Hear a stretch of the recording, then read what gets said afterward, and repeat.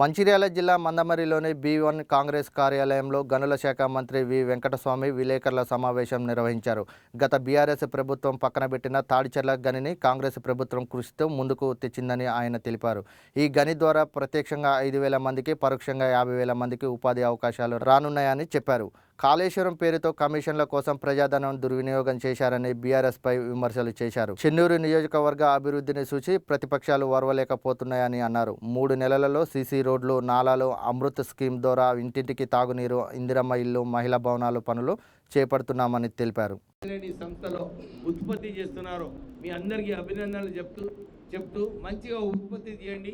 ఉత్పత్తి తీసినప్పుడు కంపెనీ మంచిగా చేసి కాంపిటీషన్లో మంచిగా ప్రాఫిట్ చేసుకున్నప్పుడు మన జీతాలు, మన బోనస్లు అన్నీ కూడా పెరుగుతాయని చెప్పి కార్మికులకు అప్పీల్ చేస్తూ ముగిస్తున్నాం.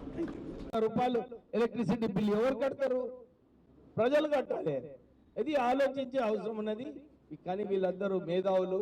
హరీష్ రావు నాకు మంత్రి 3 నెలలు ఇస్తే నేను ఏం సెటరేట్ చేస్తావా నువ్వేమో? నీ ప్రధానమంత్రి పివి నరసింహారావు గారితో మాట్లాడి 400 కోట్ల రూపాయలు ఎన్టీపీసీ లోన్ సింగరేణి సంస్థకు ఇప్పించి ఆ సంస్థను బీఐఎఫ్ నుంచి తొలగించి 1,00,000 ఉద్యోగాలు కాపాడింది కాకా వెంకటస్వామి.